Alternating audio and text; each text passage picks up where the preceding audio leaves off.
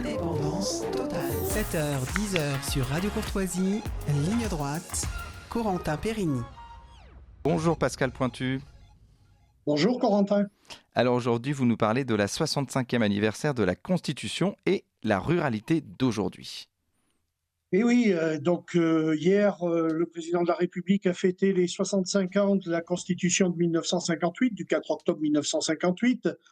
Cette fameuse Constitution qui naquit après le comité de Saint-Lô public d'Alger et le traité de Rome de 1957, et qui devait apporter une réponse surtout à l'impuissance politique et la mainmise de l'Assemblée nationale sur la 4e République et les différentes unions contre nature, bien souvent pour renverser les gouvernements, et donc l'immobilisme complet de la France à ce moment-là, puisque la 4e République n'avançait pas, et il fallait un électrochoc pour notre société, et le général de Gaulle en a profité pour souffler cette nouvelle constitution, et cette constitution qu'il faut le dire, puisque j'ai vu un député de la LFI, M. Clouet, je crois, qui n'est pas une sottise près, qui en sort une environ par jour, qui disait que c'était le coup putschiste du général de Gaulle, la 5e République, puisque la Constitution a fait naître la 5e République. Mais non, la Constitution a d'abord été adoptée par référendum par 80% des Français. Donc ce n'est pas un putsch, c'est une volonté et un désir de nos concitoyens d'avoir un outil politique qui puisse répondre aux interrogations des Français. Donc voilà, naissait cette Constitution, naissait donc après la 4e République qui a couru de 1944 jusqu'à 1958, naissait donc cette 5e République et les 89 articles qui y furent présentés. Et aujourd'hui, force est de constater que notre Constitution est brinque-ballée et violée par les mêmes qui aujourd'hui se réclament du gaullisme. Je veux prendre par exemple pour l'article 2 du titre premier de la souveraineté, c'est le gouvernement du peuple, par le peuple, pour le peuple. Il faut quand même pas oublier qu'en 2005, il y a eu un référendum sur le traité de Maastricht qui fut refusé par le peuple français, par le peuple néerlandais aussi, quelques jours après. Et normalement, dans la Constitution, lorsque vous êtes battu par un référendum, comme le fut en 1969 le général de Gaulle quand il a voulu réformer le Sénat et le Conseil économique et social, normalement, Jacques Chirac aurait dû présenter sa démission, s'en aller, et malheureusement non. On a contourné le problème, est né ensuite le traité de Lisbonne en 2007, et ce traité de Lisbonne que l'on paye cher aujourd'hui, puisqu'on voit bien que quand le général de Gaulle a vu arriver le traité de Rome en 1957, qui créait le marché commun, l'Europe des 6, il se rendait bien compte qu'il fallait absolument que tous les États membres puissent garder une souveraineté et ne soient pas dirigés par une Europe supranationale qui met à mal la volonté des peuples. Tout à fait. Merci Pascal Pointu. Mais je voulais vous dire aussi, cette Constitution, elle a encore du sens avec l'Union européenne qui, justement, finalement, passe au-dessus de cette Constitution. En tout cas, le droit européen passe avant le droit français et donc au-dessus de cette Constitution qui, aujourd'hui, finalement, ne vaut plus grand-chose. C'est-à-dire que si, elle vaut ce qu'elle vaut, sauf que le problème, nous n'avons pas les hommes politiques à la hauteur des enjeux.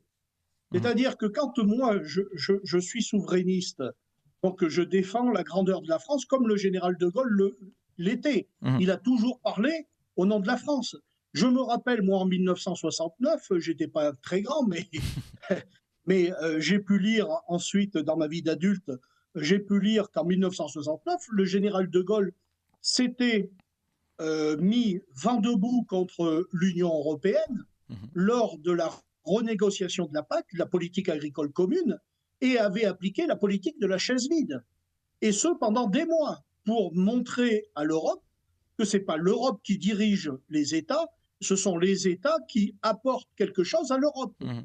Et là, on se retrouve à l'heure actuelle, je vais vous dire, quand vous voyez par exemple le problème du poulet ukrainien, qu'un oligarque ukrainien qui a tout planqué à Chypre, tous ses intérêts financiers planqués à Chypre, où on importe 25 000 tonnes de poulet par mois sur l'Europe, dont on ne voudrait même pas faire par des éleveurs français ou européens, puisqu'ils ne correspondent à aucune norme, ni de santé, ni de sécurité alimentaire. Il n'y a aucune traçabilité. Et ils contournent le système en envoyant des poulets se faire emballer en Pologne ou en Roumanie, et on nous met une étiquette poulet roumain ou poulet polonais, qui est un véritable scandale quand même. C'est un véritable scandale. Et je suis tout à fait d'accord avec Perico Légas, qui dénonce ça vent debout lui aussi. Et là, à l'heure actuelle, on nous fait croire que c'est pour aider le peuple ukrainien. En achetant ces poulets-là, on aiderait le peuple ukrainien, mais c'est se foutre de la gueule du monde. Parce que l'oligarque Yuri Kozik, qui est le patron de sa société MHP, est implanté à Chypre. Et ce n'est pas l'argent qui va dans l'économie ukrainienne. Ah bah ça, oui. C'est de l'argent qui va chez un riche oligarque, et qui, lui, de l'Ukraine, il emporte juste une carte d'identité, mais il n'y est pas. Donc moi, ce que je déplore à l'heure actuelle, comme je déplore aussi des parlementaires, comme au Sénat, des gens, alors parce que là ça m'agace terriblement, de voir que des sénateurs gaullistes, Corentin, gaullistes, entre guillemets, vous font la musique de dire moi je suis gaulliste avec la main sur le cœur, et qui refusent d'entendre les maires et de faire voter une loi concernant le droit de veto des maires sur des projets éoliens. Mais c'est se foutre de la gueule du monde. C'est vraiment prendre les gens pour des idiots. Parce que quand on est gaulliste et quand on refuse de donner aux maires le pouvoir qui leur a été conféré par leurs électeurs, par les habitants, c'est carrément piétiner l'esprit même de la Constitution. C'est carrément se foutre des gens et se dire moi j'aime la Ve République, j'aime la Constitution de 1958, mais c'est fou. C'est une folie douce où l'on va. Ces gens-là sont des escrocs politiques, intellectuels, parce qu'à un certain moment, on ne peut pas dire que l'on se réclame du gaullisme quand on va dans le sens contraire de la Constitution.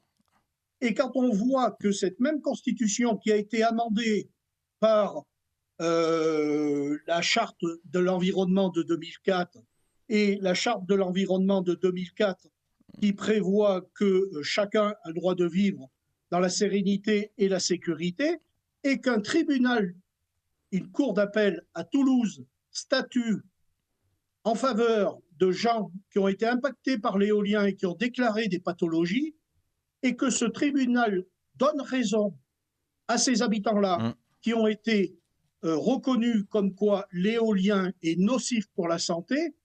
Qu'est-ce qu'on fait de la Charte de l'environnement de 2004 qui est dans la Constitution et de son article 1er qui est balayé. Où on va C'est balayé.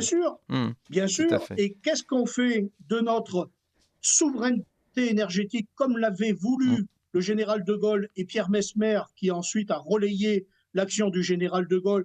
Quand aujourd'hui, vous voyez que l'on ferme Fessenheim, qui nous apportait la production nucléaire électrique, et quand on voit qu'on est en train de brader nos barrages hydroélectriques au nom de l'Europe, mais où on va? Mais le général de Gaulle doit se retourner dans sa tombe. Et j'espère qu'il écoute votre chronique et qu'il se dit qu'il y a encore des descendants, en tout cas du gaullisme avec vous, Pascal Pointu. Merci à vous, Pascal Pointu. Vous êtes chroniqueur du jeudi, spécialiste de la ruralité. Et évidemment, on vous retrouve jeudi prochain pour une nouvelle chronique. Merci à vous.